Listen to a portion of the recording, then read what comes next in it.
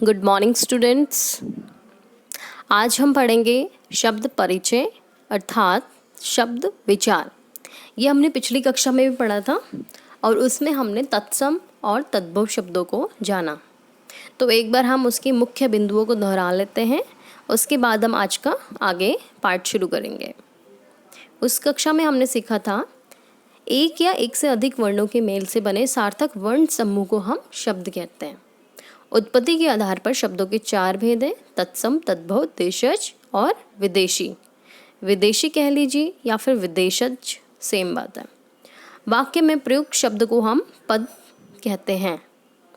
वे शब्द जो संस्कृत भाषा से हिंदी भाषा में बिना किसी बदलाव के आए हैं उन्हें हम तत्सम शब्द कहते हैं, और वे शब्द जो संस्कृत भाषा से हिंदी भाषा में बदलाव के साथ आए हैं उन्हें हम तद्भव शब्द कहते हैं, जैसे सांप, काम आदि।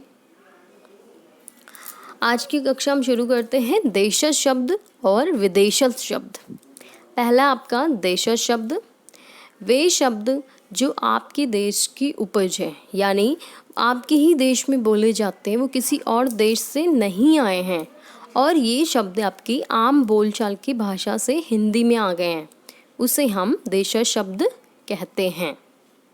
ये देखिए उदाहरण के लिए चिड़िया, थैला, कटोरा, खिचड़ी, जूता, खिड़की। तो ये सारे जो शब्द हैं आपकी बोलचाल में बोले जाने वाले शब्द हैं, इसे हम देशज शब्द कहते हैं। ये कोई विदेश से या किसी और देश से नहीं आए हैं शब्द, ये आपके देश में उपजे हैं।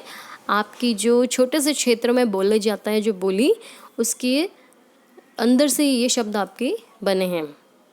उदाहरण के लिए और देखिए चित्र में खिचड़ी, थैला, लोटा, कबड्डी इत्यादि। ये है आपके विदेशज शब्द, यानी विदेश, वो शब्द जो आपके विदेश से आए, किसी और देश की उपज है, वो उनको हमने अपनी हिंदी भाषा में अपनाया और उनका प्रयोग हम धीरे धीरे अपनी हिंदी भाषा के साथ करने लगे। जैसे हम कहते हैं आज मैं स्कूल जा रही हूँ। स्कूल आपका अंग्रेजी वर्ड है। डॉक्टर के पास मरीज को ले जाओ, है ना। तो ये डॉक्टर क्या है? हम डॉक्टर को क्या कभी चिकित्सक बोलते हैं? नहीं।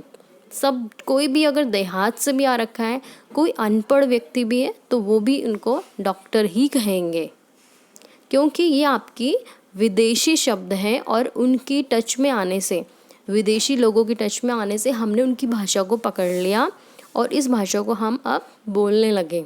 ठीक है, अपनी भाषा में हमने हिंदी भाषा में इसको मिला लिया।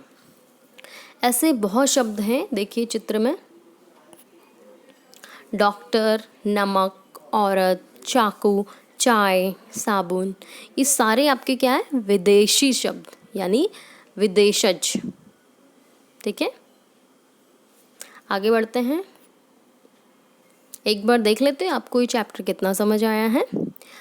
मैं एक बार फिर बता रही हूँ आपको, देशज शब्द जो आपकी देश की शब्द हैं, यानी आपके ही देश में लोगों द्वारा बोले जा रहे छोटे से क्षेत्र में आपकी बोली में, आपकी भाषा में इन शब्दों का प्रयोग हुआ।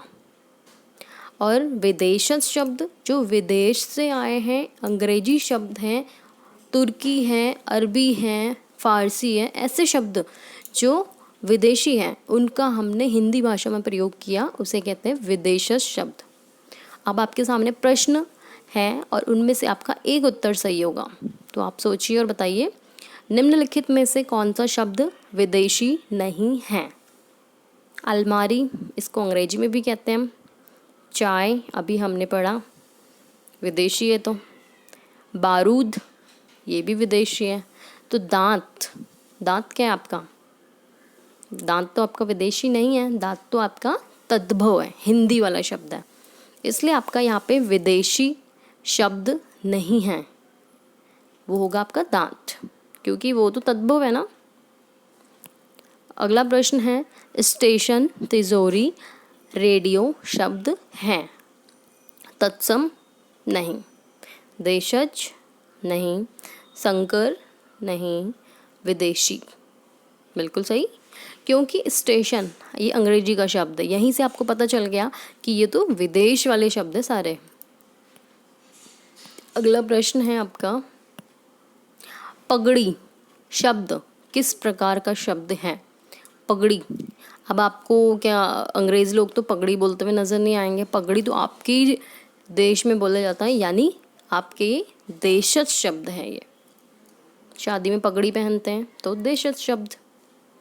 चौथा प्रश्न है, वे शब्द जो हमारे अपने ही देश की उपज हैं तथा किसी दूसरी भाषा से नहीं आए हैं, उन्हें क्या कहते हैं हम? देशज या विदेशज, क्योंकि तत्सम तद्दो तो है ही नहीं। देशज है या विदेशज? सही उत्तर आपका देशज। आगे बढ़ते हैं। अमीर, गरीब, वकील शब्द हैं अंग्रेज़ी, फ़ारसी, हिंदी, अरबी। हिंदी तो बिल्कुल भी नहीं है, फ़ारसी नहीं, उर्दू भाषा का प्रयोग होता है, अंग्रेज़ी भी नहीं है आपके, तो ये आपके होने चाहिए अरबी भाषा। तो बच्चों, आशा है कि आपको ये पाठ समझ आया होगा। आज हमने शब्दों के वर्गीकरण के आधार पर, उसमें पहला पाठ पढ़ा है हमने जो कि था उत्पत्ति के आधार पर शब्दों के भेद।